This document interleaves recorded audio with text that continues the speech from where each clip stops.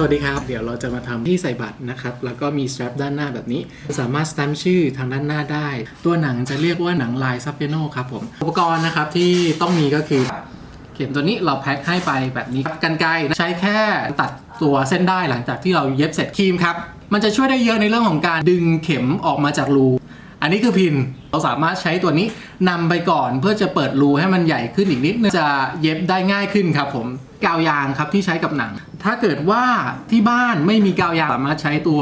กาวลาเท็กซ์ตัวนี้ใช้ได้เหมือนกันทีนี้เราจะทากาวได้ยังไงใช้ไม้ทากาวแบบนี้ครับถ้าเกิดว่าไม่มีใช้เป็นไม้ปลายแหลมแบบนี้สามารถหาซื้อได้ทั่วไปเลยครับสำหรับของที่เราจะได้ไปนะครับผมตัวนี้จะเป็นหนังชิ้นที่เป็นบอดี้หลักของมันแล้วก็ตัวคาดด้านหน้าครับผมสามารถปั๊มชื่อลงไปได้นะครับ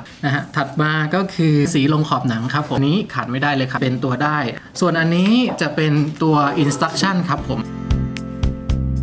เรามาเริ่มกันเลยดีกว่าขั้นแรกนะฮะเริ่มด้วยการลงสีขอบหนังทั้งหมดนะฮะตัว strap ก่อนนะครับจะเป็นด้านยาวทั้ง2ด้านเลยชิ้นใหญ่ตัวนี้นะฮะจะมีด้านนี้ครับอันนี้จะเป็นขอบด้านบนอีก1จุดก็คือตัวฝาครับฝาครอบตัวนี้ก็ต้องลงด้วยใช้ไม้ปลายแหลมตัวนี้นะฮะหยิบสีขึ้นมาครับแล้วก็เอามาเพ้นตรงตัวขอบหนังครับก่อนที่จะลงต่อเนี่ยฮะมันจะแห้งเร็วมากเราใช้นิ้วของเราเนี่ยฮะปาดเอาสีที่มันเลอะก่อนถ้ามีเลอะนะฮะถ้าไม่เลอะไม่ต้องทำอะไรเลย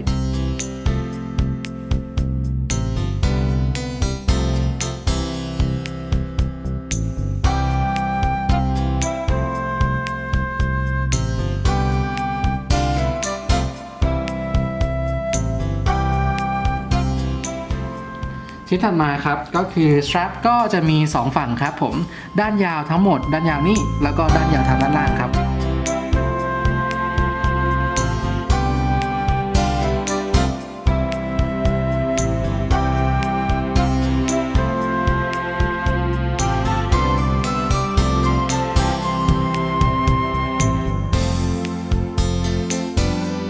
เดี๋ยวเราจะมาติดประกบทั้ง2ฝั่งเข้าด้วยกันนะครับผมติดในลักษณะนี้ครับผมแล้วก็ตัวนี้ก็จะมาคาดด้านหน้าฉะนั้นตรงนี้เราต้องทากาวด้วยทั้ง2ฝั่งเลยครับ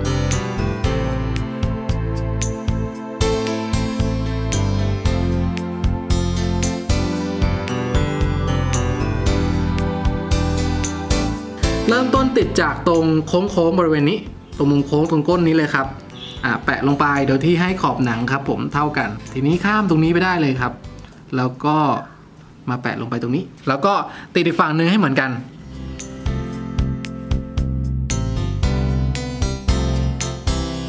ทีนี้แปะลงไปตรงนี้เลยให้มันตกเข้าไปในร่องตรงนี้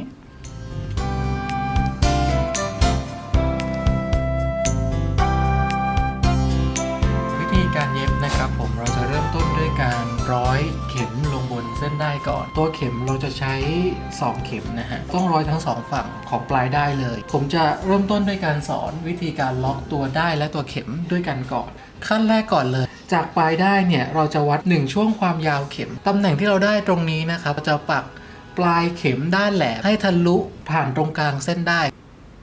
เมื่อได้แบบนี้แล้วครับเราจะทำซ้ำอีก1ครั้งห่างจากจุดแรกนะครับประมาณ1เซนติเมตรไปทางด้านยาวของเส้นได้ให้ทะลุผ่านเส้นได้เหมือนกันหลังจากนั้นปลายได้ทางด้านสั้นเนี่ยเราจะร้อยผ่านรูเข็มแล้วก็ดึงครับผมลักษณะของตัวเส้นได้จะเป็นเหมือนตัว S นี่ครับแบบนี้เมื่อได้แบบนี้แล้วนะฮะเราจะรูดทั้งหมดออกไปนอกเข็มทางด้านนี้ด้านที่มีรูตัวได้ที่เราปักไว้2จุดถูกร้อยผ่านเส้นได้ทางด้านสั้นครับเวลาเราดึงแล้วเนี่ยมันก็จะไม่หลุดออกจากกันเดี๋ยวเราทำอีกฝั่งหนึ่งให้เหมือนกันด้วยครับ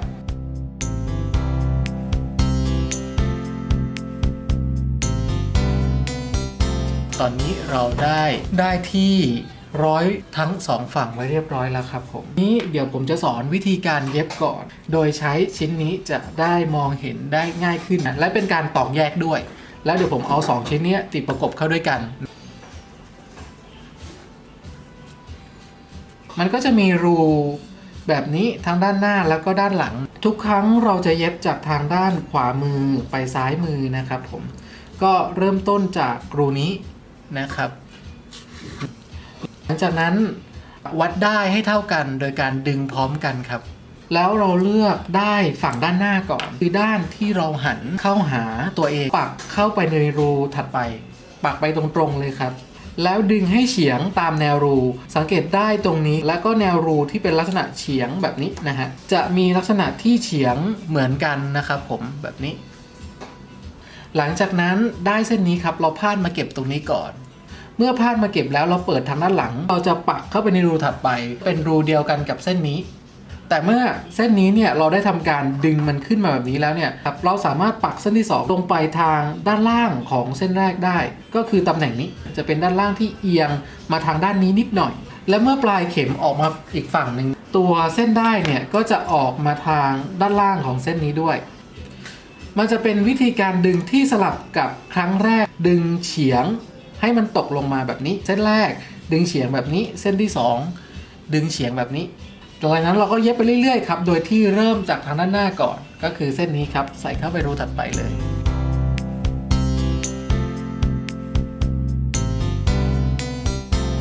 เส้นได้ตัวนี้เนี่ยที่อยู่รูนี้มันจะอยู่ด้านล่างของเส้นนี้ใช่ไหมครับพอเราใส่ไปรูถัดไปเราผลักให้มันขึ้นไปด้านบนก็จะทำให้เส้นได้ในแต่ละรูจะถูกพาดเฉียงไปเรื่อยๆมันจะเป็นในลักษณะเดียวกันกับทางด้านหลังวิธีการนี้เรียกว่าการเย็บแบบหน้าเฉียงหลังเฉียงงานจะออกมาสวยทั้งสองฝั่ง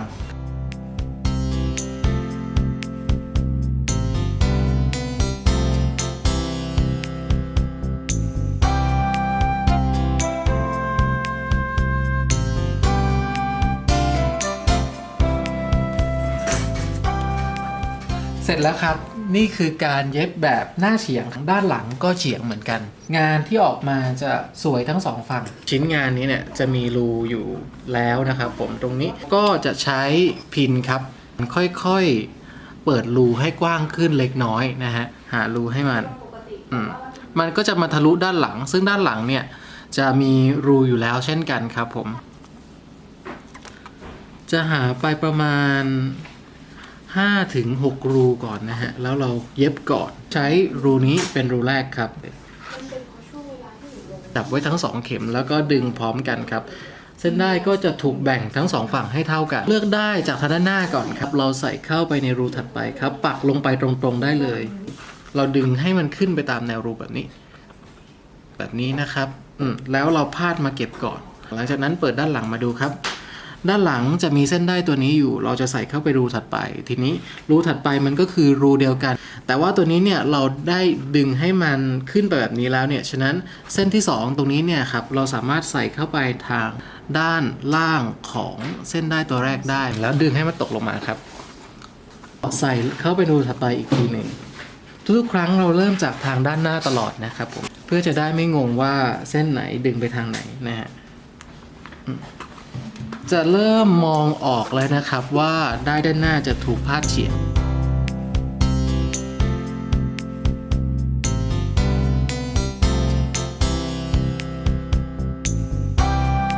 ชิ้นนี้กับชิ้นนี้มันแยกกันอยู่ฉะนั้นเนี่ยถ้าเกิดว่าเป็นได้เดี่ยวแบบนี้เนี่ยมันค่อนข้างจะไม่ทนนะฮะเราต้องทำเป็นดับเบิลสติชแค่เย็บย้อนกลับไปรูก่อนหน้าครับผมเส้นได้ตัวนี้นะฮะผมสอดกลับเข้าไปรูก่อนหน้าตัวนี้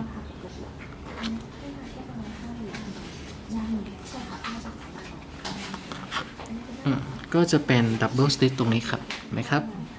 เดี๋ยวผมกั้นไว้ให้อันนี้นะฮะทีนี้ทางด้านหลังเราก็ทำเป็นได้คู่ด้วยก็ยังใช้เส้นเดิมอยู่ครับที่เราสอดมาจากทางด้านหน้าเนี่ยสอดกลับเข้าไปตรงรูนี้อีกทีหนึ่งเป็นได้คู่ทั้งด้านหลังแล้วก็ด้านหน้ามันจะทำให้จุดคอนเน็กกันตรงนี้เนี่ยแข็งแรงมากขึ้นเดี๋ยวเราเย็บต่อไปเรื่อยๆครับผมจนมาถึงรูนี้นะฮะก็ยังทำเป็นดับเบิลสติชตรงนี้อีกทีหนึ่งเย็บต่อไปเรื่อยๆเลย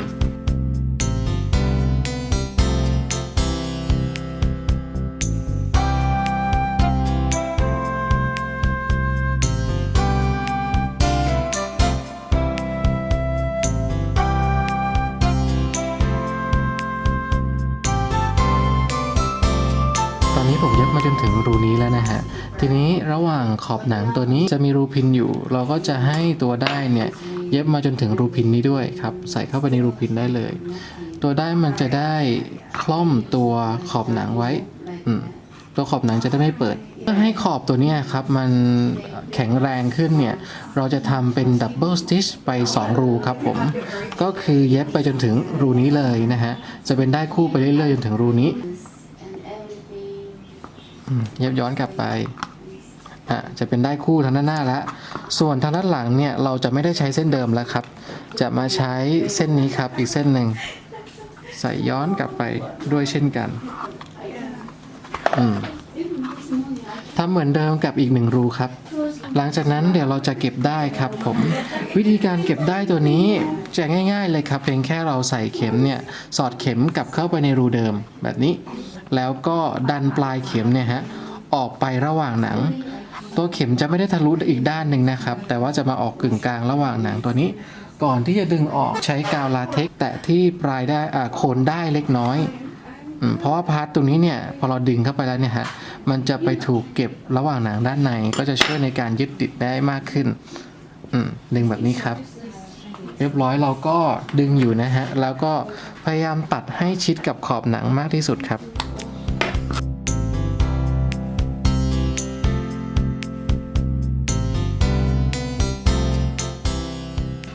เราจะเย็บอีกฝั่งหนึ่งนะครับผมก็คือฝั่งนี้ที่ยังไม่ได้เย็บแต่ว่าเราต้องการจะเย็บจากขวามือไปซ้ายมือโดยเริ่มต้นจากตรงก้นกระเป๋าฉะนั้นถ้าเกิดว่าเราถือแบบนี้เนี่ยมันจะกลายเป็นว่าเราเย็บจากทางด้านซ้ายมือไปหาขวามือแล้วครับฉะนั้นผมแนะนำว่าให้หันด้านหลังเข้าหาตัวเองและเหมือนเดิมครับเย็บจากขวามือไปซ้ายมือวิธีการดึงทุกอย่างยังคงเหมือนเดิมครับผมปักลงไปตรงนี้เป็นรูแรกนะครับเหมือนเดิมเลย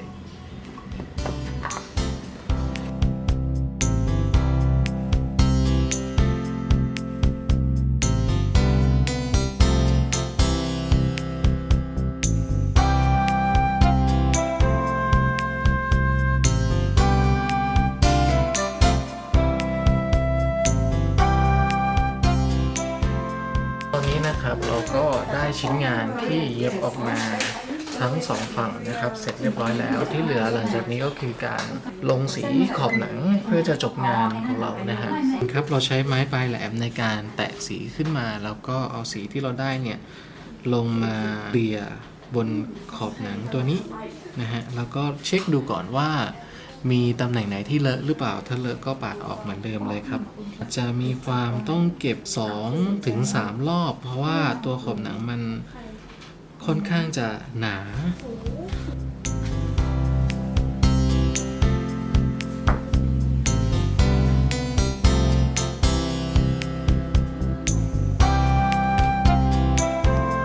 ตอนนี้ลงสีเสร็จเรียบร้อยทั้ง2ด้านเลยนะครับแต่ว่ายังไม่แห้งนะฮะถ้าเกิดว่ามีตัวไดร์เป่าผมเนี่ยเราสามารถมาเป่าลงบนสีเพื่อเร่งให้มันแห้งเร็วขึ้นนะฮะแล้วเดี๋ยวเราจะใช้กระดาษทรายขัดประมาณ1 รอบแล้วก็ลงซ้ำอีก1 ครั้งก็น่าจะเสร็จแล้วครับ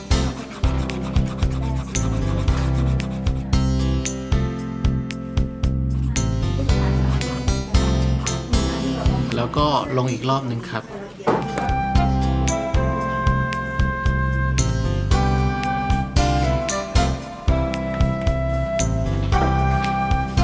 เสร็จเรียบร้อยแล้วนะครับกับตัวที่ใส่บัตรตัวนี้นะฮะเป็น